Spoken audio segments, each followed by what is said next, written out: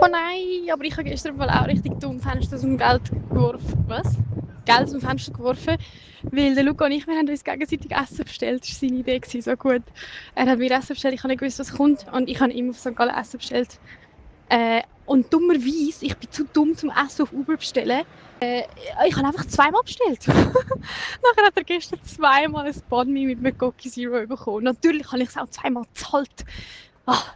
Also ja, ich habe gestern etwa... Die eine Bestellung war irgendwie einfach teurer als die andere. Ich habe gestern 27 Stunden aus dem Fenster geredet. Oh. Hey zusammen und herzlich willkommen zu der 50. Folge Fiasco Famoso. Mein Name ist Flavia.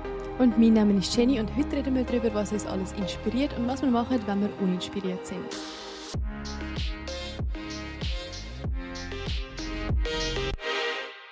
Bevor wir mit Shit und Schein anfangen, ich habe eine wichtige Frage. Wir müssen kein grosses Drumherum machen, du kannst mit Ja und Nein antworten. Die Frage ist, hast du den Rosmarinsirup? Nein! Ja, fuck off, ich habe gerade vorher... Ja, ich habe den Ich habe mir das Rosmarin nämlich notiert vorher. für die heutige Folge. Ich habe gewusst, ich muss sie fragen, hat sie den Rosmarinsirup gemacht? Also nein, warum nicht? Nein. An was liegt es? Also zuerst mal hat eine mir gesagt, meiner Wegenkollegin, ihr Freund, der Biobauer ist, ich habe ihm so begeistert erzählt, ja, ich will Rosmarinsirup machen. Er so, wer? Rosmarinsirup? Ich Das so, hast du was? erzählt, ja. Ja, also dir privat habe ich dir das gesagt. Habe ich das dort schon gesagt? Ich glaube, du hast gesagt, die einen sagen, das sei der Kessler. Ja. Ja, scheiße, das hat mich in den Drive genommen. Also vielleicht ist jetzt das auch meine Ausrede. Ja, und... Ja, vielleicht bist du einfach zu faul gewesen, um den Sirup zu machen. Ja, das safe auch. Okay, ja, aber gut. ich Dann brauche haben wir eine das Person, Thema die mit mir den Rosmarinsirup macht. Ja, Ja. aber vielleicht trinke ich ihn mal. Ja. Naja. Trinken ist doch eh besser als machen. Gut. Ja. Hätten wir das geklärt. Also. Gut. Dann kannst du weitermachen Ja, was hast mit du dem Shit mitgebracht? oder Schein. Okay, soll ich mir...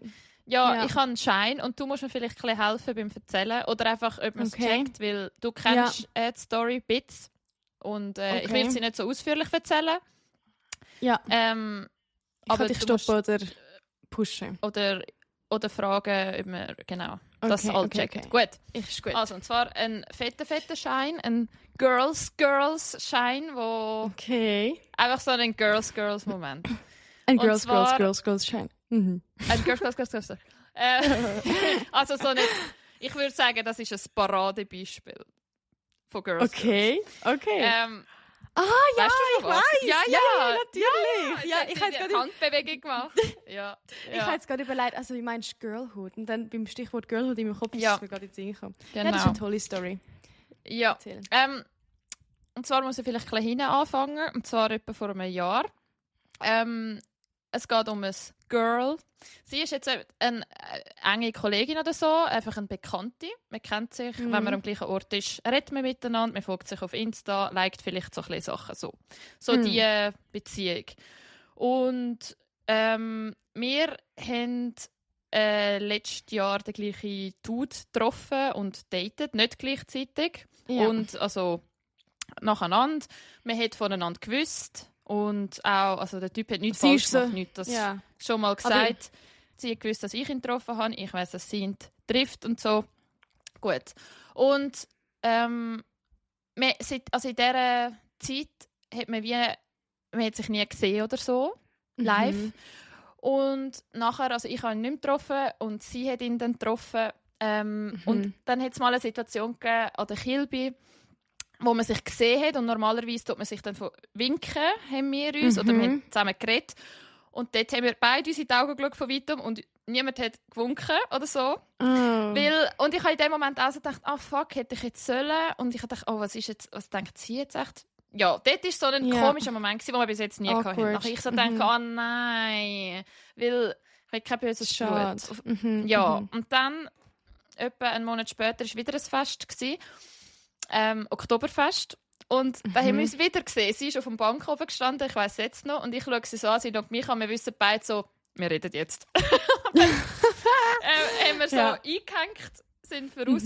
Und dann haben wir beide zueinander gesagt, nein, ich finde dich so cool. Und sie auch so, ich finde dich so cool, ich will nicht, dass es komisch ist. Und ich so, ja, schau, all gut. bei mir ist es so und so gewesen, und für mich ist das jetzt auch voll easy. Und dann haben wir einfach darüber geredet.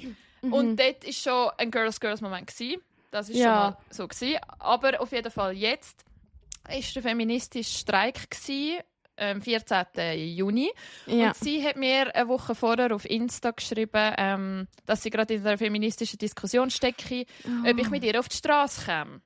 Und nachher sind wir zusammen, also noch andere Girls sind auch nicht dabei gewesen, aber wir zwei sind einfach am feministischen Streik. Sie ist übrigens jetzt mit ihm zusammen, also offiziell zusammen. Und ich habe ihn auch gratuliert. Also ich habe richtig gefreut. Weißt, ich habe auch ihm das gesagt. Eben, ihr habt euch beide gerne gehabt, aber gleichzeitig habt ihr irgendwie vielleicht ein bisschen einen Konflikt auch gehabt, indirekt. Ja, und sind doch genau so Sachen, wo dann so böses Blut herrscht. Und das Ding ist halt auch, weißt, ich bin nicht, wie soll ich sagen, ich bin nicht heartbroken oder so gewesen. Ja. Weißt, es ist schon nochmal eine andere Situation, wenn das jetzt mein Freund oder so. Weißt, so, es ist jetzt nicht eine lange Zeit gewesen, aber trotzdem hat man so gemerkt, es bahnt sich blödes Blut an, weil man nicht darüber geredet hat. Ich weiß auch nicht. Und sie hat im Nachhinein auch gesagt, wie so eine unfreiwillige Rivalität. So, ja, wo einfach wegen einem Typ. Ja, wo eigentlich, so dumm, wir haben ja das nicht ausgesucht. Ja, also wir haben uns ausgesucht, jetzt treffen, aber nicht, dass wir beide das reingezogen sind. Weißt, genau, ich check. Ja. Genau. Und also ich habe sie auch gefragt, ob ich den Schein erzählen darf, auch ihn gefragt. Also warte, der Schein ist, dass sie dann zusammen an feministischen Streik sind? Ja, und dass wir auch ein bisschen über das können gut reden. Also weißt, so einfach so erwachsen und dann einfach noch am feministischen Streik, wo Frauen sowieso zusammenheben. Ja. Aber hat sie nicht gesagt, ich stecke in einer feministischen Diskussion, weil ich nicht will, dass zwischen uns... Ist das die feministische Diskussion, in der sie gesagt hat, in der sie steckt? Ist das nicht etwas zwischen euch gewesen? Nein. Ah, nicht? Ah, sorry. Ah, okay, dann nein, das falsch. Nein, das ist nicht so. Anyway, aber ja, mega toll hat sie dich gefragt, mega gut, haben ihr es gut. Einfach, so soll es doch sein. Ja, wäre doch so dumm, wenn zwei coole Frauen, die sich einander toll finden, irgendwie beefen. Wegen einem Typ. Doch nicht wegen einem Typ. Aber also nicht, ja, finde ich gut, finde ich super. Ich finde richtig. Ja. Genau, hast du auch Shiny Schein oder ja, Shitty Shit? Ich habe auch einen Schein. Mittlerweile habe ich auf Notizen eine Liste mit Shit und Scheins, wo ich einfach mit der Zeit, das hast ja du auch, einfach so Shit und Scheins sammeln. Und meine Scheinliste ist mittlerweile so lang, dass ich so bin, ja, jetzt kann ich bei jeder Podcast-Folge ein bisschen auswählen, was ich sage. Das per se schon mal ein Schein. Aber ich habe gedacht, ich muss einfach von gestern erzählen, weil ich bin gestern mit zwei von meinen besten Freundinnen sozusagen in Amsterdam das letzte Mal in den Ausgang gegangen, bevor jetzt die beiden sich verabschieden für den Sommer und heim ihre Länder Heimat gehen. Heimatländer, ja. Und es ist einfach so ein lustiger Abend gewesen, wirklich einer wie aus dem Film, wie aus den Büchern. Und heute Morgen beim Morgenessen sind wir alle miteinander gehockt und wir haben wie so die Nacht debrieft, was alles passiert ist. Und am Schluss, oder währenddessen, wir sind drei einfach am Morgentisch gehockt, auf so einer Terrasse. Und wir haben Tränen gelacht. Also, mach jetzt auch ein kleines Debriefing. Okay. Nimmt uns natürlich ein Wunder. Ja. Also der Gelbe hat irgendwie 45 Minuten über das geredet. Es ist so viel passiert und gewisse Sachen kann ich auch nicht erzählen. Ja. Aber es ist einfach zu lustig. Also, mal kurz zusammengefasst. Wir sind das dritte in der Klasse. Die eine ist aus Schweden, aus Finnland und ich. Und wir sind auf Den Haag gegangen. Den Haag ist eine Stunde mit dem Zug von Amsterdam weg und ist am Meer. Und ich bin noch nie am Meer gewesen und ich habe gewusst, in den Niederlanden mal ans Meer gehen, ist auf meiner Bucketlist. Ich muss das mal gesehen haben. Dann haben wir gesagt, ja komm gut, suchen wir das billigste Hotel, was es dort gibt. Und buchen ein Doppelbett und schlafen das dritte dort. Und das hat sich gereimt. Und gehen auf Den Haag. Und dann haben wir das gestern gemacht. Wir haben auch noch gestern die letzte Abgabe gehabt. Es ist wirklich, hat perfekt gepasst. Ja, wie so eingereicht, dann die Tasche gepackt, zack, auf den Zug. Das ist einfach so geil, wenn du so den Start von deiner Sommerferien gerade mit etwas kannst feiern irgendwie. Und dann sind wir dort rausgetuckert und dann sind wir im Hotel uns ready machen und an den Strand. Und ich habe mich gefühlt, als wäre ich in den USA. Ich habe mich gefühlt, als wäre ich in Kalifornien. Der Santa Strand Barbara oder so. Santa Barbara, oder Santa Monica. Ja, Santa oh mein Monica. Gott. Santa Monica Pier. Ich habe mich wirklich so gefühlt, als wäre ich im Film. Weil wir laufen dort an und sehen einfach, wie alle Leute sind am Bällen gewesen, Leute sind am Volleyball spielen gewesen, Leute sind, haben ihre sandigen Tücher zusammengepackt. Es ist einfach so eine geile Stimmung gewesen. Ich konnte nicht glauben, dass ich jetzt gerade dort bin. Also schon mal so. Die eine hat dann gerade angefangen zu brüllen, weil die eine hat mal in Kalifornien gelebt und sie zieht jetzt auf New York, dann ist sie mega emotional geworden und so. Also es war so voll der Moment gewesen. Und der Abend ist dann weitergegangen. Ich mache so ein bisschen die Schnellfassung in dem Sinne von den Highlights. An einem Moment vom Abend sind wir am Strand, hat es ein Trampolin gehabt. Da sind wir auf dem Trampolin am Gumpen gewesen. Es war schon dunkel gewesen und die eine hat Saltos gemacht. Ich habe gar nicht mal gewusst, dass sie Saltos kann. Ich dachte, die bricht sich halb das Knick. Dann die Finnin, wenn sie Wasser sieht, dann ist sie schon nackt und im Wasser. Also wirklich, du kannst sie nicht aufhalten. Die ist wie ein Kind. Nachher hat sie sich abgezogen. Kann ich mir vorstellen. Ja, hat sie sich abgezogen und ist zum Meer gelaufen, ist dort baden und die anderen, also wir haben halt alle ein bisschen etwas getrunken gehabt. Mir hat gesagt, aber Mette, nicht schwimmen, nur tippen. Wir verbieten dir zu schwimmen. Wir haben nicht dass sie schwimmen geht. Du darfst nicht zu weit reinlaufen. Wir wie so zwei Mütter am Kind am sagen, aber nicht schwimmen, nur nass machen. Ja, und nachher läuft sie so raus und es haben sich noch eine Gruppe, also 2 Typen haben sich so unserem Grüppli angeschlossen. Die haben dann auch alle Drinks und alles Wasser gezahlt vom Abend. Also weißt du, einfach so... Einfach, wieso? Die sind einfach nett gewesen, ich weiss doch auch nicht. Also so voll nicht aufdringlich, überhaupt nicht. Mega freundlich, mega nett. Aber die haben uns dann Wasser gekauft. Und Drinks den ganzen Abend und wir haben wir dankend angenommen. Auf jeden Fall läuft dann eben meine finnische Freundin, also die Situation ist jetzt am Meer, es ist dunkel, oder? Niemand mehr am Baden. Läuft sie so aus dem Meer und wirklich, ihr ist es so egal, dass man sie nackt sieht. In Finnland also sind wir auch Unterhose weg? Nein, die Unterhose hat sie angehabt. Aha, aber einfach okay. so. Sie läuft so in der Dunkelheit, aus dem Schwarzen Meer raus, aus der Dunkelheit, kommt da die nackte, wunderschöne Frau aus dem Wasser und wir schauen ihr alle zu. Und nachher der eine, wo eben, er hat so der wird doch nicht was machen. Er hat ihre Tasche gehabt und ihre Birkenstocks und wir haben ihr Kleid gehabt und lachen so über die Situation, dass eben sie einfach wie so ein unaufhaltbares Kind immer ins Meer muss baden, wenn sie es sieht. Auf jeden Fall läuft sie so raus und dann sagt ein Typ so, I think that's pretty cool. Weil sie einfach so ihr Kleid vom Leib abgerissen hat, dann ist sie ins Meer gelaufen, hat jetzt so ein bisschen ihren Meerjungfrauen-Moment gehabt, dann läuft sie wieder so raus. Und nachher, weil sie nicht gerade wieder hat ihr das Kleid anlegen, der Strand war mega ein breiter Strand gewesen, weißt? Ist sie noch ein bisschen nackt. Wir sind sowieso Richtung Park, Richtung Garage gelaufen.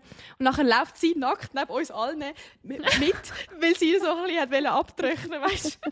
Oh mein Gott, das ist so geil. Ja, und es ist einfach so ein lustiger Abend, lustige Konversationen und eben lustige Momente. Und heute Morgen haben wir das dann alles nochmal so besprochen und uns so Tränen gelacht. Und jetzt gerade, ich bin so wie happy, weil ich bin wie so ein bisschen high on life im Sinne von, weißt?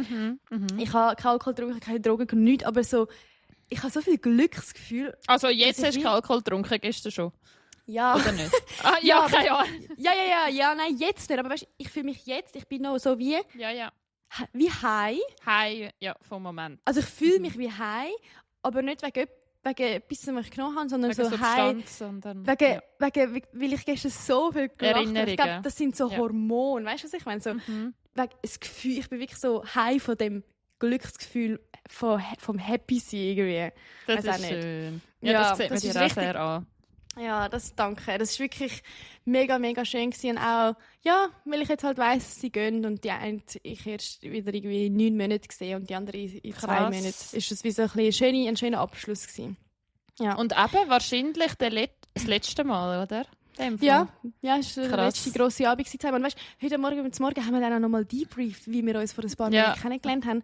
Und wir alle, also vor allem die Schwedin und ich, haben beide gesagt, so, es war noch lustig, weil am Anfang haben wir so darüber geredet, was uns so der Eindruck voneinander war und so. Und ich weiss noch, wir haben auch darüber geredet, den einen Moment, den ich hatte, so im März, April, wo ich so gesagt habe, wie sie und ich, wir beide, haben unsere Freundschaften in der Schweiz vermisst und unsere Freundschaft aus der Schweiz ein bisschen in den Leuten da gesucht. Ja, und das logisch, hast du ja da auch erzählt. Ja, logisch kannst Podcast, du dann nur enttäuscht werden, weil es sind andere Leute da und logisch fühlst du dich anders. Das ist ein anderer Mensch. Ja, völlig.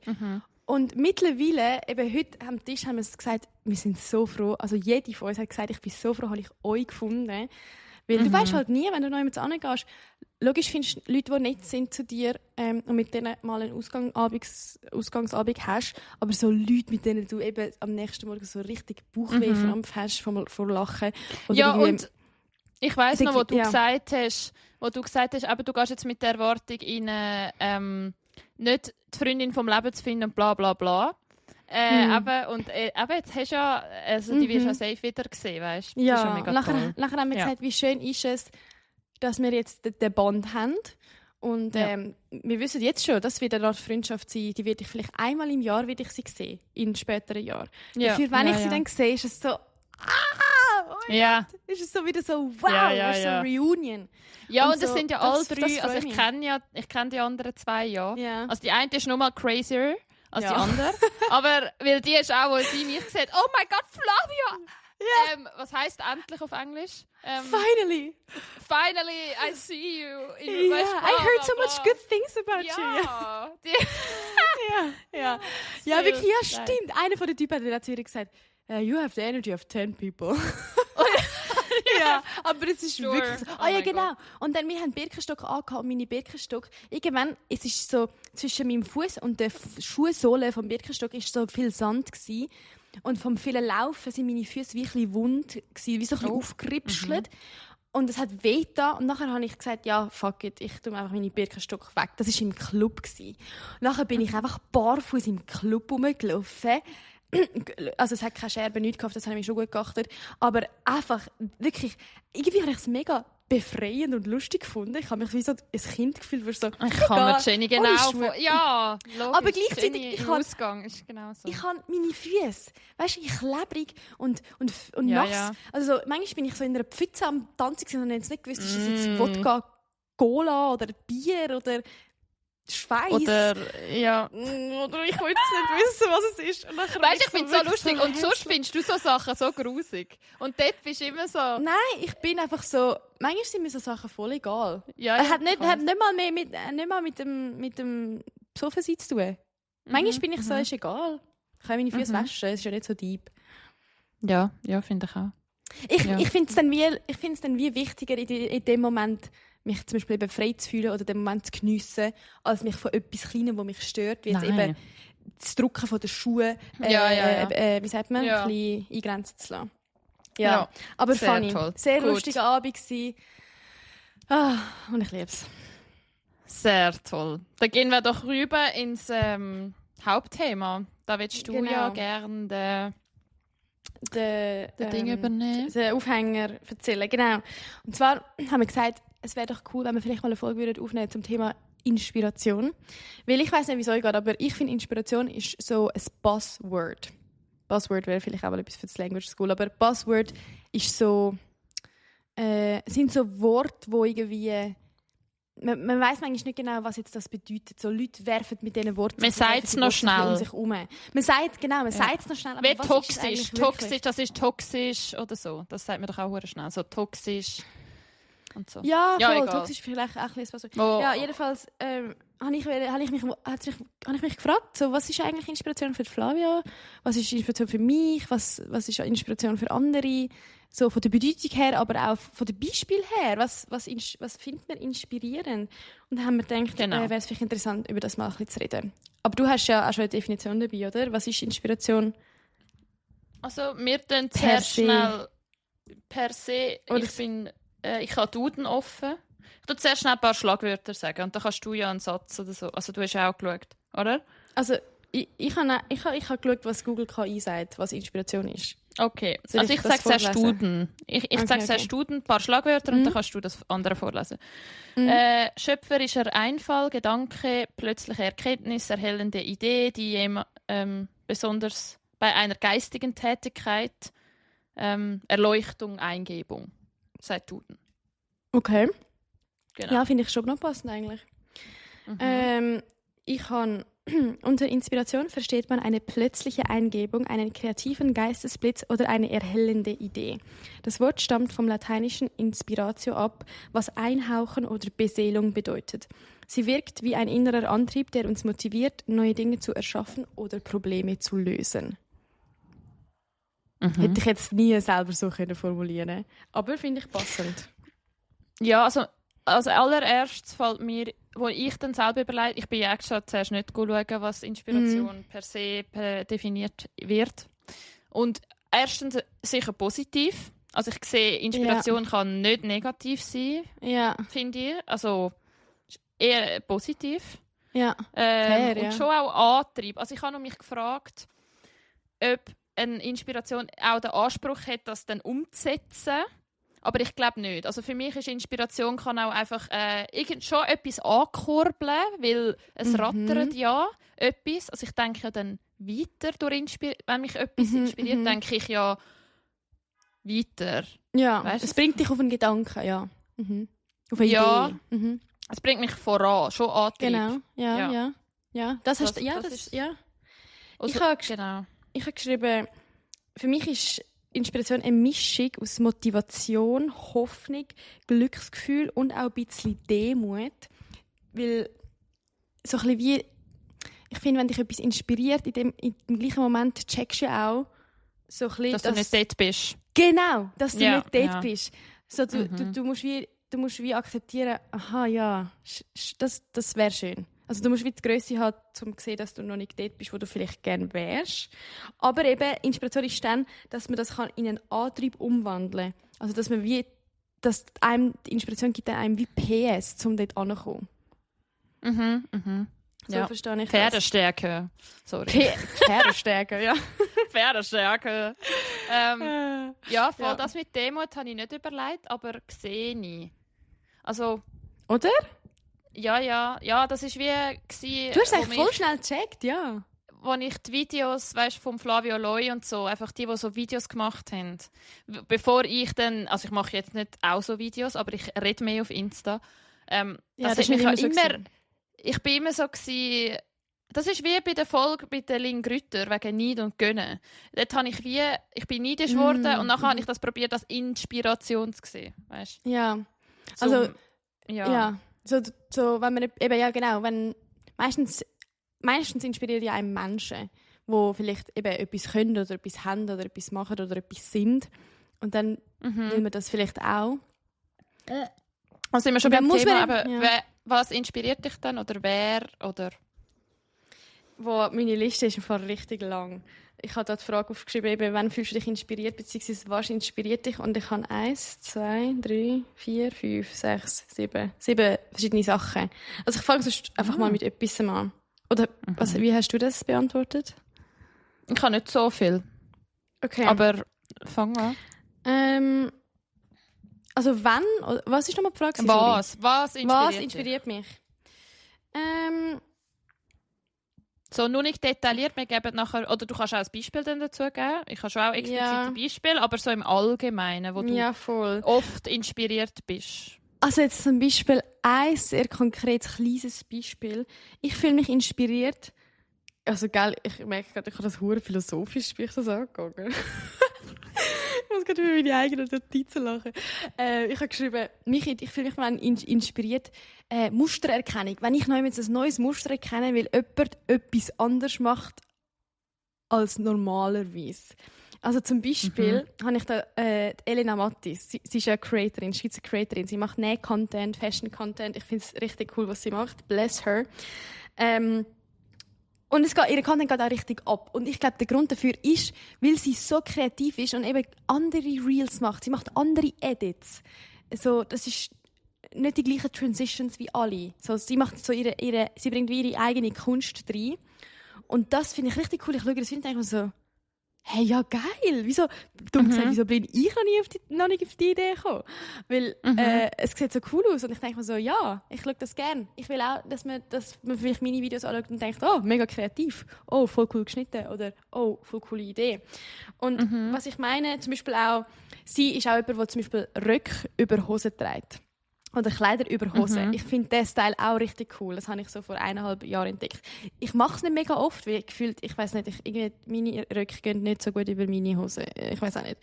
Aber ich finde, es ist das perfekte Beispiel dafür, weil Rock über Hosen, wirst so, wenn du das siehst, wirst du denken, das sieht falsch aus irgendwie. Aber ich finde es inspirierend. Ich finde die Leute inspirierend, die das so tragen, weil für mich ist es nicht nur cool zum Anschauen, interessant zum Anschauen, sondern es zeigt für mich auch, dir ist so scheißegal, was andere denken. Dir ist egal, dass man eigentlich eine Hose nur als Hose anlegt oder einen Rock nur als Rock, sondern du machst also etwas, inspiriert dich eigentlich das Ding, das No Fucks Giving, oder? Genau, in dem Moment so im Großen und Ganzen. Ja, voll. Ja. So, für mich ist das dann wie so ein bisschen... Für mich bedeutet das, du bist so cool, du bist careless. Du machst das, weil du findest, es sieht cool aus und nicht... Ja, ich weiß auch nicht. Ich find so dann Attitüde dahinter inspirierend. Ja, das ist jetzt so zum Beispiel ein Beispiel, wo ich finde, manchmal ist es cool, wenn Leute Sachen ein bisschen anders machen, als man es eigentlich lustig, ich habe genau aufgeschrieben, mich inspirieren Leute, die Sachen anders machen. Ja? Aber ich habe das Gefühl, ja. Aber warum ist das so? Ja, weil anders sein halt raussticht, nicht? Ja. Ich finde dann aber gleichzeitig ist es auch ein bisschen gefährlich. Also weißt du, dass man immer... es könnte auch dann so, ja, es könnte auch so eine Spirale. Man muss auch nicht immer speziell, also weißt, fancy zum Beispiel rumlaufen. Ja. Weißt, ich habe das Gefühl, das könnte auch schnell zu extrem werden, dass man alles muss anders machen, auch leben. Weißt, so, die wollen heiraten und gerade Kind und Haus, das ist ja auch nice. Das ist ein gutes Leben. Und, aber mich dann halt schon... Aber mich dann vor allem so andere Lebensweisen inspirieren. Keine Ahnung, wenn offene Beziehungen finde ich spannend. Also inspiriert mich, ja, weil es anders ist, weil es neu ist. Weil das menschliche Beziehungen beinhaltet. Oder kann ich als Maturaarbeit bin ich in ein Ökodorf, weil die anders leben. Die leben ohne Strom. Stimmt. Oder, weißt du, so ein bisschen anders. Ich weiss nicht, was... Ja, heisst ja nicht gerade, dass ich auch so sein. Ich weiss nicht, wieso, wenn wir... Also, weißt? Ich glaube, es ist, wie du sagst, es ist wie die Normalverteilung ist das, was... Also so, das, was am meisten gemacht wird, ist halt das, was am wenigsten interessant ist, weil du das die ganze Zeit siehst, die ganze Zeit hörst. Ja. Und dann, was anders ist als die Menge, ist gerade so... ist gerade automatisch interessant. Ja. Es macht schon Sinn. Aber ich sehe den Punkt von wegen, man muss nicht immer anders sein, weil das ist dann vielleicht teilweise auch wieder ein bisschen pick-me. Also jetzt zum Beispiel, wenn... Ja, ich bin wegen pick-me, ich bin gerade das Theater von der Sophie Passmann. Sie hat Pick Me Girls geschrieben, ist das Buch. Ja. Sie hat das Theater in Berlin aufgeführt. An meinem Geburtstag bin ich im Kino kommt sie jetzt. Ich bin ins Riffraff in Zürich, das schauen. Und ja, also über das können wir auch mal eine Folge machen. Ja, das finde ich sehr gut. Ich habe das Buch schon verschenkt, ich will es selber auch noch lesen und auch das Theater schauen. Aber ja, eben, so, wenn du... So ein bisschen rausstechen von der Masse, um zu sagen, schau, ich bin anders. Schau, ich bin special. Besser. Ja, ich bin besser. Das ist ja dann auch... Also das finde ich so... Aber ja, jetzt driften wir ein bisschen ab. Da können wir mal ein anderes Mal drüber reden. Oder zum Beispiel, was mich auch inspiriert, Menschen, obviously. Zum Beispiel meine Ex-Gastmutter. Badumts. Wow, Menschen! Mich inspirieren Menschen! Wer hätte das zum Glück leben wir in einer Gesellschaft. So ganz viele Menschen zum Glück hört ihr in diesem Podcast, weil es bringt euch so viele neue Ideen. Mich inspirieren Menschen. Nein, deine Gastmutter, ja, erzähl. Meine Ex-Gastmutter, ja, ich weiß auch nicht. Also ich habe aufgeschrieben, sie hat Krebs gehabt. Ihr damaliger Freund, mit dem sie damals irgendwie 18 Jahre zusammen war, die sind nicht verheiratet, haben kein Kind gehabt, hat sie verlassen, während sie in der in der Chemotherapie war, irgendwie ein Jahr lang. Ui. Und nachher, als sie das überstanden hat, hat sie ihr Leben komplett neu aufgebaut. Also für mich ist sie eine absolute Legende. Die Frau ist so... Sie inspiriert mich einfach so, weil ich mir so denke, krass, du hast einfach aus dir raus irgendwie die Kraft gefunden, um so dein Leben komplett neu anfangen, nachdem du irgendwie Mitte 40 allein plötzlich allein gewesen bist. Andere. Hoffentlich so, hätte sie andere gehabt.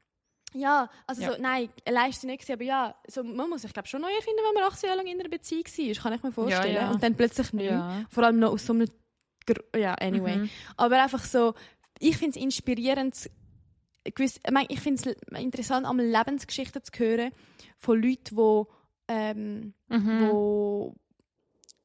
älter sind. Wie soll ich das jetzt in Wort erfahren? fassen? Ja, nein. Also so, sie war in einer Misere, in einer Misery, und hat dann daraus etwas gemacht. Oder? Sie hat sich selber wieder aufgebaut. Logisch hat sie ein Support-System gehabt. Aber so, ich habe es inspirierend gefunden, zu hören, aha, so und so bist du damit umgegangen, was so scheiße war. Und look at you now. So, das ist der Aber das inspiriert ja meistens so von einem, also so gehen ja auch so die klassischen Heldengeschichten in Romanen, so wie die Leute vom Down irgendwie wieder raufkommen. Und das inspiriert ja immer, weil man will ja selber auch immer, es inspiriert ja nie, wie eine Person ins Drogen... Der Downfall. Ja, fair. Ja, aber ja, immer, also...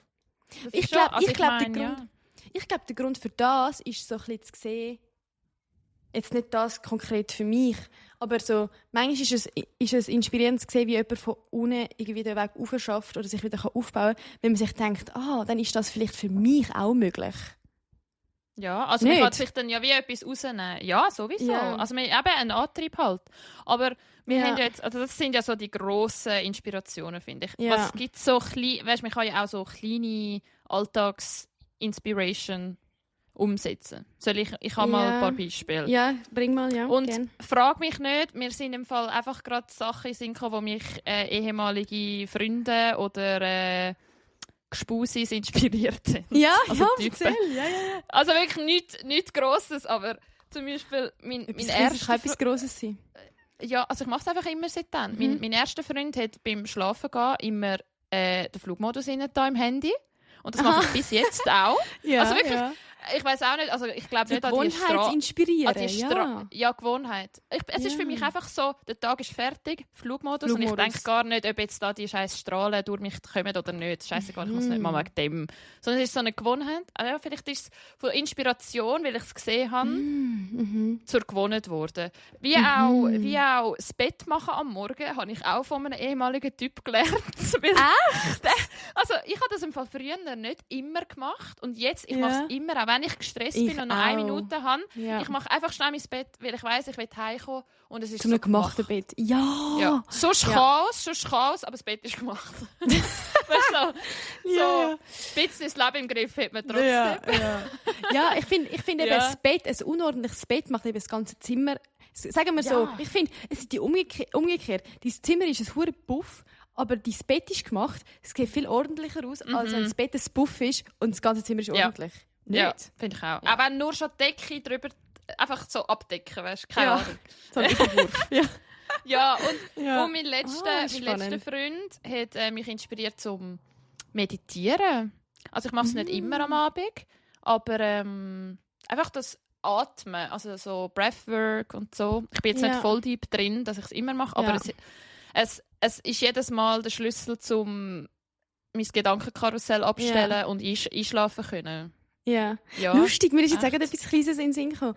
Der Papi von meinem Freund hat mal gesagt, es ist so darum gegangen, was Leute machen, so um Essensgewohnheiten oder was Leute als allererstes machen am Morgen, wenn sie aufstehen oder gerade das Handy greifen oder irgendwie sowas.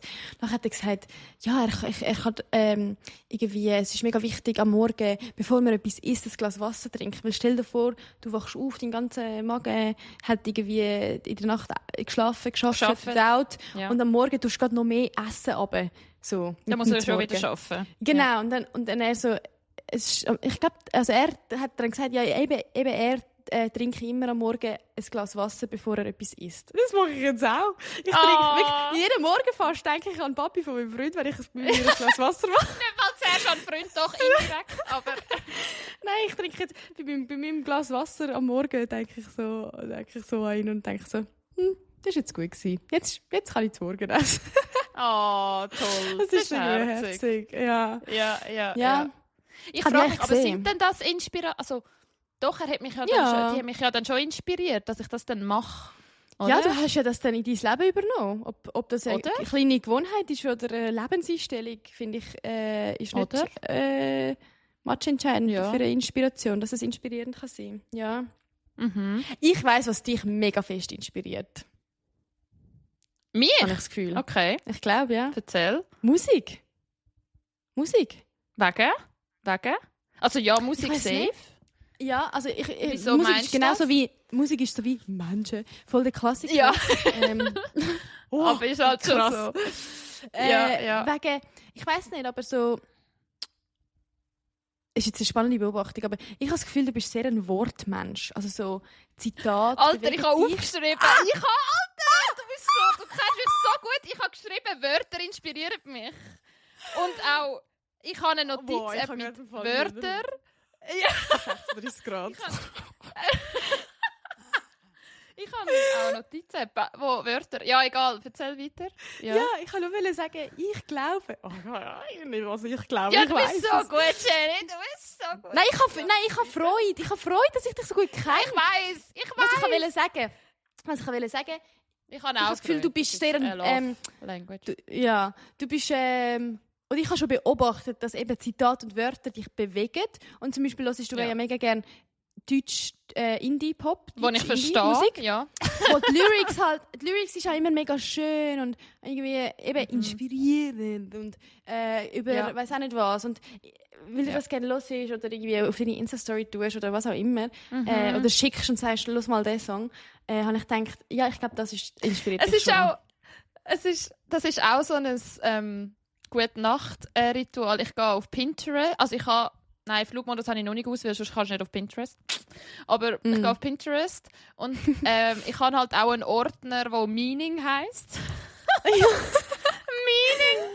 Und ich scroll dann einfach ein bisschen durch. Wie beim Insta tue ich noch ein bisschen durchscrollen und meistens tue ich noch ein gutes Zitat in meinen Meaning-Ordner.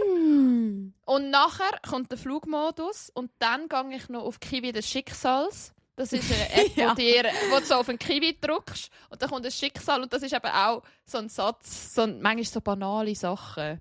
Also so... Ja, das finde ich wirklich lustig. Ich habe gerade kein Beispiel, aber manchmal inspiriert mich auch diese Sätze. Aber das stimmt. Ich liebe Zitate. Ja, ich habe... aber wieso? Vater gerade in meine Fresse habe ich ein Zitat aufgehängt. As long as I'm alive, I can begin again and again and again. Ja, genau. Ich weiß. Ja. Ich weiss, oder da rechts von mir, ein bisschen Magie schadet nie. Oder oben immer das Beste daraus machen und eine Frau, die unter den Regenwolken sich duscht. Yeah. Aber eben, weißt du, das hat jetzt gerade mich inspiriert, weil ich kann mich erinnern, ich bin schon so oft in deinem Zimmer und habe die Sprüche gelesen und so gedacht, ja, das ist voll Flavia. Ich will auch, dass man irgendwie Sprüche und Einstellungen mit mir assoziiert. Ja, das mache ich jetzt auch. Ich stehe jetzt auch Sprüche auf Pinterest abpinnen. Danke. Ja, und ich finde es spannend. Danke. Bitte. Und ich finde es einfach schön, auch wenn manchmal die, weißt du, so, es gibt doch so Larifari-Sprüche, aber die sind eben trotzdem auch deep, wenn man sich ein bisschen nachdenkt. Ja, I can begin again and again and again. Ja, as long as I'm alive. Aber viele denken sich jetzt, aber es ist halt so. Man muss dann, voll. Ich weiss, mir gibt das Drive. Ich habe auch gegenüber von meinem WC, wenn ich hocke, steht gerade, was steht dort? Oh, das finde ich ein guter. Ändern Leben. Und nicht dein Leben ändern, sondern... Ja, ich bin auf seiner Scheisse geguckt, letztes Jahr, habe gelesen und gedacht, toll. Ja, toll. Das ist aber mein Ziel, dass Leute auf der Scheisse ein bisschen überlegen. Scheisse philosophieren. Ja, finde ich gut. Ja, das ist doch toll. Oder was habe ich noch? Ja, was hast du noch? Oder manchmal, noch schnell der letzte Punkt wegen Wörter und Lyrics. Manchmal fühlt man ja sich auf eine gewisse Art. Und Lyrics bringt das manchmal so, also KünstlerInnen bringen das manchmal, was man fühlt, so gut in Wort, dass man irgendwie eben eine Lyrics hört und sich denkt, ja, genau so geht es mir. Weißt du? Hast du so einen Lyrics? Wahrscheinlich schon, aber jetzt fällt mir gerade nicht der eine Song ein. Ihr müsst unbedingt fliegen. Ich weiß nicht von wem, aber Fliegen von einer deutschen Interpretin, Jolie, irgendetwas echt. Ja, Fliegen. Also den höre ich immer, wenn ich merke, ich will noch weiterkommen oder ich bin gerade ein bisschen gestockt. Sagt man das so? ich stecke gerade ein bisschen fest. Aha, stuck, ich stecke gerade ein bisschen fest und brauche ein bisschen Mut, um einfach machen und nicht denken, was die anderen denken. Dann höre ich den Song. Ja. Dann höre ich Jolie. Nein, sorry, Fliegen von Jolie. Fliegen, glaube. Aber Fliegen. Ja. Ja. Okay. Hast du noch etwas gerade? Ja, eben, ich habe so viel. Ich weiß nicht, was ich irgendwie lohnt zu erzählen. Oder? Ja doch, bei was du jetzt liest, denkst du, das muss ich jetzt erzählen? Oder ja, will ich also am ehesten gerade? Ja, eben, ich habe jetzt das schon gesagt. Eben so, ich finde oft, oder so eine klassische Inspiration ist auch so beruflich, weißt du? So, wenn du irgendwie jetzt zum Beispiel auf Social Media jemandem folgst, der deinen Traumberuf schon lebt, ich finde, das kann mega anspornen, um dich auch, mega motivieren, zum keine Ahnung, was auch immer machen. Mehr Bewerbungen schreiben oder irgendwie mehr dir Mühe geben in der Schule oder was auch immer. Weil du so siehst, die Person macht das, dann kann ich das vielleicht auch machen. So. Aber das ist schon eine Einstellungssache. Es kann auch wehtun, aber wie Demut. Also, ja, da muss man zuerst zu dem Punkt kommen, dass das dann inspiriert und nicht entsteht. Mir ist eben mega... Ich habe mal bei Equal Voice gearbeitet. Das ist eine Gleichstellungsinitiative von einem Schweizer Medienhaus bei Ringier. Und dort ist mir so eingetrichtert worden, you can only be what you can see. Also es ist darum gegangen, dass man Frauen in Führungspositionen mehr sichtbar macht in den Medien. Weil wie soll ein 5-jähriges Mädchen sagen, ich will mal CEO werden, wenn sie nie eine weibliche CEO gesehen hat auf der Titelseite von einer Zeitung oder irgendwo. Oder im Fernsehen oder im Fernsehen oder so. Genau. Und dann bin ich so oder in einem Cartoon. Also alle Helden in einer Kinderserie. Ja. Genau, die meisten Filme, Heldenfilme, sind eben leider Heldenfilme und nicht Heldinnenfilme. Es muss mehr Repräsentation geben von allerlei Menschen und Kulturen und Rollen. Zum Inspirieren. Ja. Genau. Und das finde ich so, das ist so das Grundprinzip von dem, finde ich. Also weißt du, ja. Also ich aber bin mega Fall, inspiriert. Okay, also du bist nicht denen, wo du folgst, wo du vielleicht genau das Gleiche machen willst, bist jetzt nicht, also bei der Elena Mattis zum Beispiel wegen ihren geilen Grafiken, dort hast du ab und zu so, wieso bin ich nicht auf die Idee gekommen? Oder ist es reine Inspiration und bist so... Also jetzt bei ihr habe ich jetzt nie nicht empfunden, aber das liegt auch an meiner Einstellung, dass ich finde, der Kuchen ist genug gross für alle. Also weißt du, so, ich gönne ihr den Erfolg, weil ich glaube nicht, dass es dann von meinem Erfolg als Creatorin wegnimmt. Okay. Ja, ich finde, wieso... Ja. Es ist ja auch ein anderer Content, also weißt, ein anderer Fokus. Ja, völlig. Aber so, in dem Sinn kann man in der Schweizer Content-Creator-Szene schon Rivalität empfinden, wenn man die Einstellung hat, so, nein, jetzt hat die Kooperation gehabt, das hätte ich können haben. Weißt du, so, das denke ich, kann man schon haben. Ich sage, das finde ich aber eben nicht gut, weil ich finde, wieso, wenn man irgendwie erfolgreich ist in etwas, oder wenn andere erfolgreich sind in etwas, kann das ja auch ein Türöffner sein für dich, dass du später auch mal die Erfolg kannst absagen. Ja. Ich probiere es, oder ich sehe es so. Deswegen empfinde ich dann nicht Demut, sondern freue mich für andere und lasse mich davon inspirieren, dass ich das vielleicht irgendwann auch mal kann oder mache oder darf oder wie auch immer. Ja, das ist gut, wenn du das kannst. Also ich kann es glaube auch langsam. Ja. Oder ich müsste überlegen, bei was ich nicht empfinden müsste. Ich jetzt gerade ein bisschen ja, das ist vielleicht wieder anders. Ja. Aber vielleicht noch so, wenn wir uninspiriert sind, was wir machen. Ich wollte sagen, wann brauchst du Inspiration? Das Ding ist eben, ich bin selten uninspiriert. Also selten uninspiriert. Das Ding ist... Es gedeiht immer bei dir. So. Ich habe immer Ideen... Nein, ich das ein bisschen mit langweilig gleichsetzen. Weil ich habe das Gefühl, wenn man einem langweilig ist, dann ist man uninspiriert. Ich weiss nicht. Weil mir ist fast nie langweilig. Ich weiss immer, was ich machen könnte. Aber nein, also... Klassisch ist jetzt schon, wenn ich jetzt beim Arbeiten brauche ich halt Inspiration für Themen. Dann überlege für Artikel halt, und Videoideen. Ja, und weil ich halt ein Gesicht von Watson bin, also Host, ist es wie auch eigentlich einfach, weil, also einfach je nachdem, was mache ich gern? Weißt du, ja. Du musst wie nicht zu noch weit geil. denken. Aber manchmal ist es so schwierig, nicht zu weit denken. Ja, und auch, also... Und sonst habe ich eine Notiz-App, also wow, jeder hat eine Notiz-App, die automatisch auf dem Handy, aber auf jeden Fall aber eine Notiz, habe ich einen Notizordner, wo ich, wenn ich halt dann von Ideen sprudle oder Inspiration gerade, weil manchmal hat man doch jetzt gerade hure viel Inspo, dann schreibe ich das halt auf für einen Zeitpunkt, wo ich keine Inspo habe. Das ist eigentlich wie, dann kann ich das wie aus dem Rucksack, nein, allgemein auch. Also weißt, irgendwie für mein Insta, ich verdiene ja nichts mit dem, das mache ich als Spass, aber ich habe manchmal auch eine Videoidee, schon seit einem Jahr, die ich mal machen will. Dann habe ich das mal aufgeschrieben.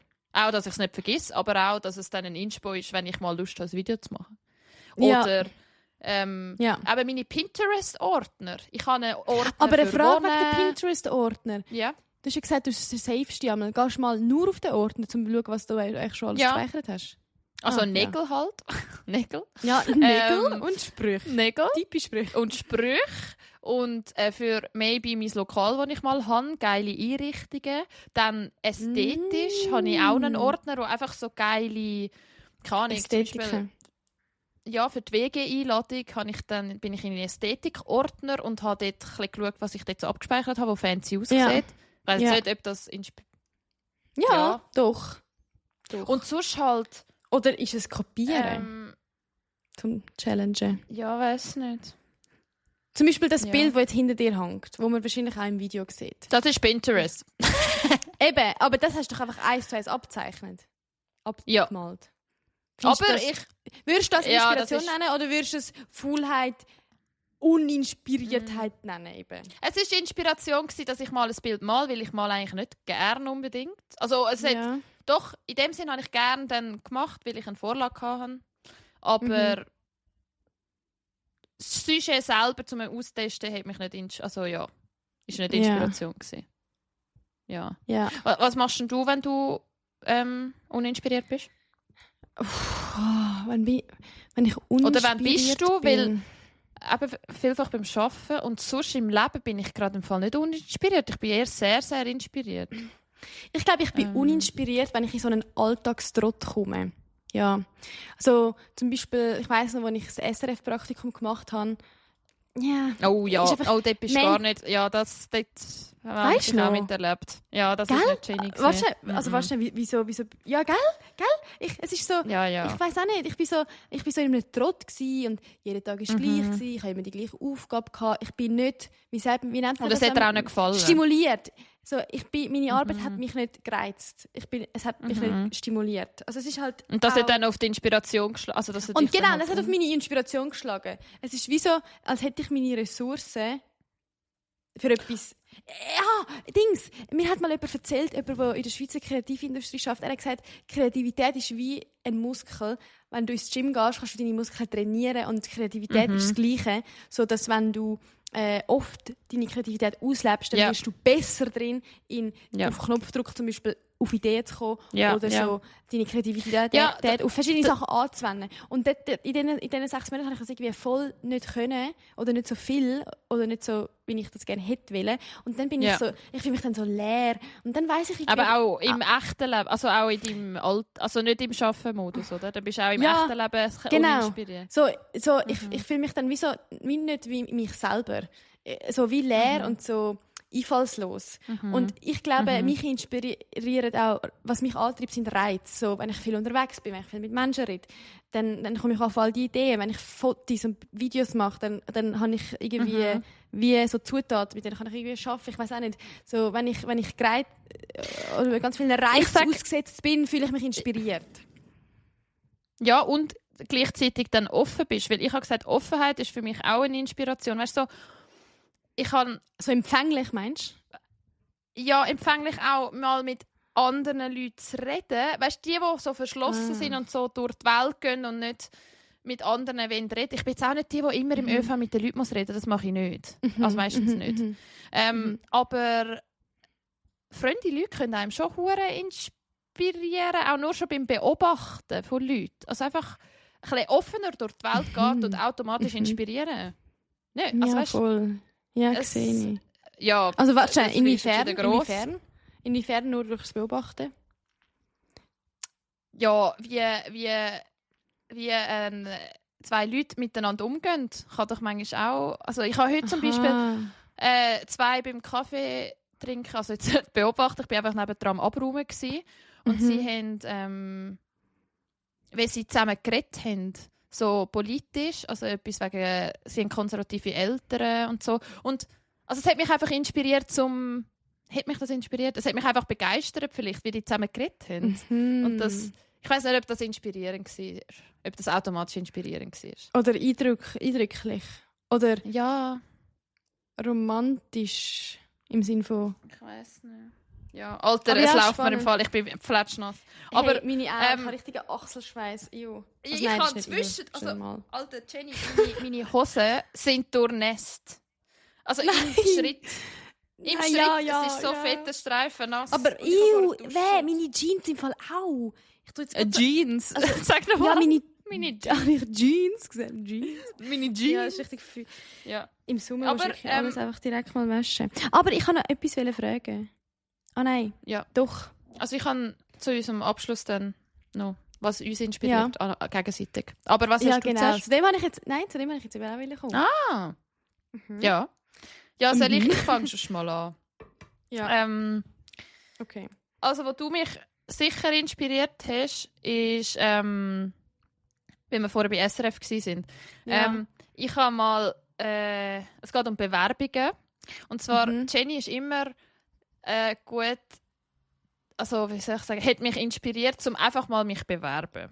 Weil sie war so, es ist komisch irgendwie über die dritte Person. Egal.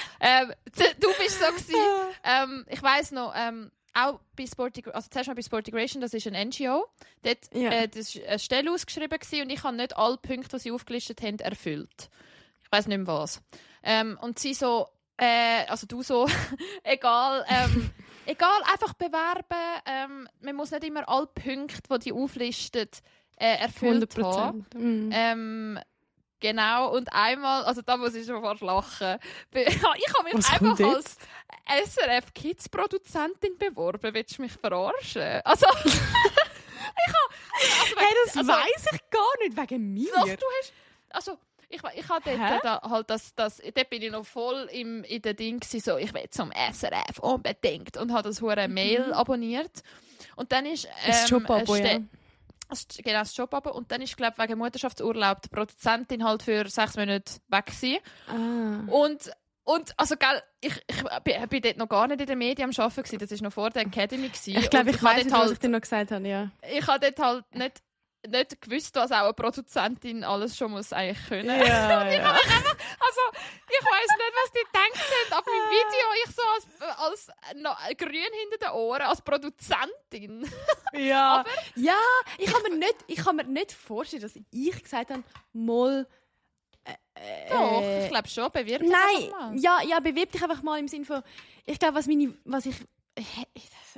weiß das nicht so genau. Aber also ich muss einfach lachen an mir selber. Ja, nicht, dass du mir das empfohlen hast. Ja, nein, ich meine mehr so, das habe ich by the way auch dort gelernt, dass wir das mehr, und mit mehr meine ich vor allem junge Frauen, mehr die Einstellung müssen haben, einfach machen, einfach bewerben. Weil das ist statistisch bewiesen, dass wir Frauen immer das Gefühl haben, oh nein, wenn ich nicht 100% ein Match bin, dann wollen die mich eh nicht. Man muss viel mutiger sein und sich bewerben. Ich meine, logisch kann man jetzt über den Fall ein bisschen lachen, vielleicht, dass du so frisch ab dem Studium denkst, du kannst irgendwie Produzentin sein. Aber, andererseits, es war vielleicht eine gute Übung gewesen, um über deinen Schatten zu springen und einfach mal machen. Und die kennen jetzt den Namen, ja, und die haben jetzt dein CV. So, kann nie schaden. Ja. Oder? Ja, also, Ja, ich habe auch sogar ein Ding eingereicht, wenn ich könnte, also was ich für eine Show machen. Ja. Für Kids. Ich finde aber auch oft... das habe ich glaube noch nie ins Gesicht bekommen. Nein, ich muss auch wieder reinschauen. Es war etwas Gescheites gewesen. Aber... das hoffe ich fest für dich, weil wenn das auch noch peinlich oder schlecht ist, dann ist es nicht. Nein, aber manchmal finde ich... Keine Ahnung, wer oder was mich dazu inspiriert hat, aber ich bin definitiv nicht mit dieser Einstellung auf die Welt gekommen. Aber einfach so, manchmal muss man sich selber Opportunities schaffen. Und das macht man halt nur, wenn man sich Sachen traut. Und du hast dich das dort getraut und hast gefunden, das mache ich jetzt und aber du hast mich von Anfang an inspiriert, um eben nicht alles auf der Liste müssen, erfüllt zu haben. Und einfach mal machen, ja. Spannend. Das ist mal ein Punkt, genau. Okay, ich habe auch einen Punkt. Und zwar etwas, wo du mich inspirierst.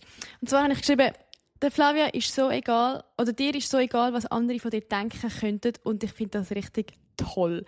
Dann habe ich geschrieben, Flavia gleich, hast grosse Believerin, ja, das ist nicht ein gutes Wort, aber du bist eine grosse, du glaubst fest daran, das glaube ich, also natürliche Selektion. So von wegen, was nicht zu mir gehört, findet nicht zu mir und was zu mir passt, werde ich finden und behalten. Weißt du? Checkst du? Checkst. Also so, ich finde es toll, dass du die Einstellung hast. Erzähl. Ja. So, was jetzt zum Beispiel vielleicht menschliche Beziehungen angeht, also Freundinnen, Freunde oder auch Job. Opportunities. Du bist so sehr, gelassen. Ich liebe deine Gelassenheit und so dein Vertrauen ins Leben. Du bist so, so was soll werden, wird kommen. Was soll werden, wird sein. Also alles kann, nichts muss, das ist ja so mein Spruch. Genau. Aber also, du stellst mich jetzt schon sehr gelassen. Also, ich bin ja nicht immer so gelassen. Nein, aber meine Grundeinstellung nein, logisch nicht ist immer. Schon... Aber ich glaube, ich bin manchmal eben ein bisschen auch weniger, finde ich, als auch schon. Aber ich bin manchmal ein bisschen sehr verkrampft oder ein bisschen steif oder irgendwie... Aber ich glaube, dass zum Beispiel... Ich glaube, dass es nur ich habe lustiger... Nein! Hä? Das denke ich gar nicht. Also ich glaube, dass ich so bin. Nicht zu weit in die Zukunft denken, inspirierst du mich? Ja.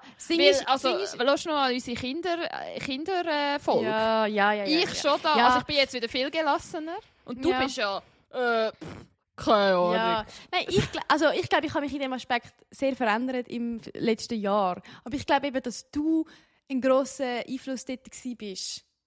Du also und unsere ehemalige Produzentin und ein paar Leute. Ja, zum einfach so sein, so... Jenny, vielleicht musst du es noch nicht jetzt schon wissen. Mal machen. Wird schon gut kommen. Ja. So, was zu dir gehört, wird schon zu dir finden. So ein bisschen so. Also ich bin mittlerweile sehr so, aber nicht immer schon gewesen. Und ich weiss, dass ich mir die Schippe auch von dir abgeschnitten habe, weißt du? Das freut mich. Ja. Unter anderem, auch von anderen. Aber ja. Das ist auf jeden Fall etwas. Bei mir ist noch Insta. Also schon, ich glaube, ich nehme an, ohne dich hätte ich nicht so schnell angefangen, in die Kamera zu reden. Also, wirklich? Ja, also ein Auslöser, das habe ich glaube schon mal im Podcast gesagt. Du hast mir auch dort bei aller Stadtland Stusszeiten hast mir auf Bucketlist gesetzt, dass ich die Reisestory in der Insta-Story erzählen.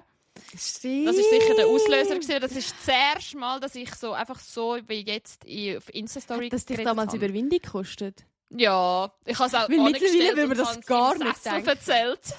Ja, ich weiss. Oh mein Gott, du hast mich gerade an eine Version von der Flavia erinnert. Also von dir, die ich schon längstens vergessen habe. Ja, und mittlerweile gehst du so locker mit dem um. Du fühlst dich auch selber mit der Kamera. Es ist so wie, wenn es eine Sprachmemo an mich wäre. So. Es ist, ja, oder ein Snap, so, weißt du, so oder ein Snap, ja.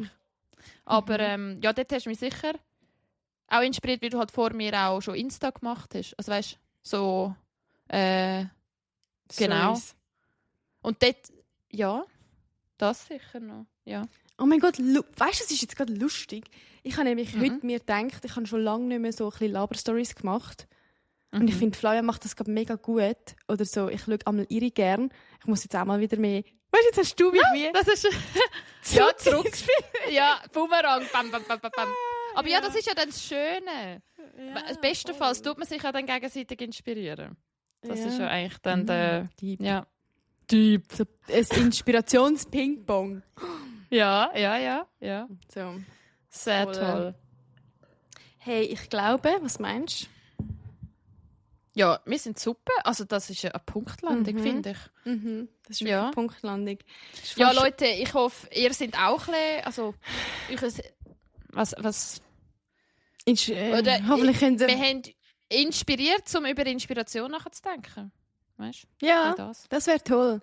Ja, das wäre toll. Das ist irgendwie, es ist gerade für mich schwer zum Zusammenfassen, über was wir alles geredet haben, weil es ist alles so sehr Es ist einfach alles positiv, oder? Ja, das ist ja schön. Inspiration ist einfach positiv.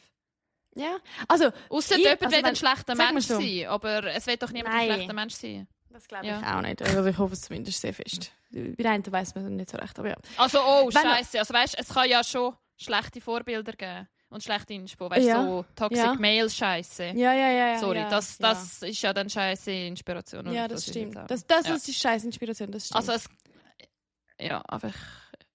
Ja, so in dem Sinn, wo wir Inspiration verstehen. Ja, ich glaube, das ist einfach es ist mega individuell. Es ist sehr individuell. Aber 2 Sachen. Erstens, kann man aus dieser Folge ein gutes Trinkspiel machen. Jedes Mal, wenn Inspiration gesagt wird, muss man einen Schluck nehmen. Aber nein, dumme Idee. Achtung, jetzt gibt es 5 Shots. Inspiration. Gut. Oh Gott.